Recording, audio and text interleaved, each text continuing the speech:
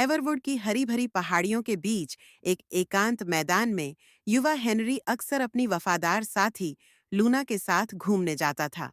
Luna एक खुशमिजाज golden retriever थी, जिसकी ऊर्जा कभी खत्म नहीं होती थी।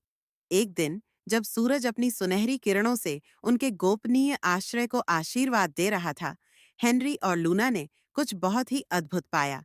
हरी भरी घास में शांति से चरते हुए एक यूनिकॉर्न खड़ा था, जिसका कोट ताजे गिरे हुए बर्फ की तरह सफेद था और उसकी माने में हल्के इंद्रधनुषी रंगों की छाया थी। हेनरी हैरान होकर रुक गया।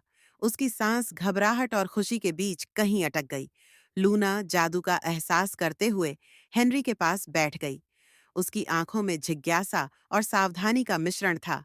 यूनिकॉर्न ने अपना मस्तक उठाया और उसकी आंखें हेनरी की आंखों से मिलीं, जिसमें एक प्राचीन ज्ञान था। उस पल में हवा में कुछ बदल गया और एक कोमल संगीत जैसी आवाज ने सीधे हेनरी के दिल में प्रवेश किया। नमस्ते, युवा यात्री, यूनिकॉर्न ने कहा। उसकी आवाज जैसे हवा में एक कोमल गीत गा रही हो। मैं सेरेफिना हूँ, इन जंगलों की संरक्षक। डरिए मत, मैं आपको कोई नुकसान नहीं पहुंचाऊंगी। हेनरी ने अपनी आंखें झपकाई, जैसे विश्वास न हो कि वह वास्तव में एक ऐसी प्राणी से बात कर रहा था जो केवल बेड टाइम कहानियों में सुना था। लूना ने हेनरी का हाथ हल्के से थपथपाया, जैसे उसे जवाब देने के लिए प्रेरित कर रही हो। हेलो, हेनरी ने धीरे से कहा। उसकी आवाज में घबराहट और उत्तेजना का मिश्रण था।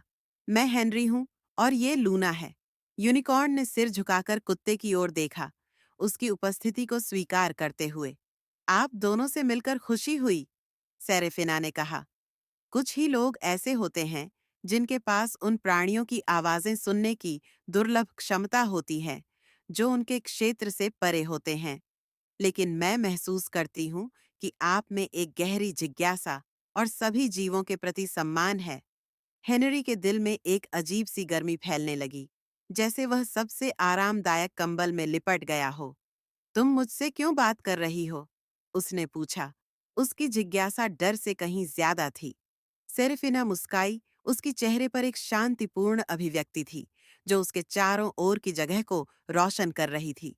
कभी-कभी, युवा, यह दुनिया कुछ आत्माओं को चुनती है, जिन्हें देखी और अदृश्य दुनिया के बीच सेतु बनने का कार्य सौंपा जाता है। साधारण और जादुई के बीच आपके जैसे दिल, जो खुले और दयालु रहते हैं, वे वही देख और सुन सकते हैं जो अन्य नहीं कर पाते। दिन बीतने के साथ हेनरी और लूना ध्यानपूर्वक बैठकर सेरेफिना से जंगल और उसके प्राणियों के बारे में कहानियां सुनते रहे। ऐसी जादू की उपस्थिति में समय जैसे थम सा गया, और जैसे जैसे सूरज क्षितिज के नीचे डूबा, मैदान पर लंबी छायाएं पड़ने लगीं।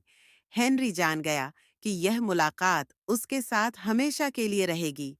उस दिन की एक अनमोल याद, जब उसने एक यूनिकॉर्न से बात की थी।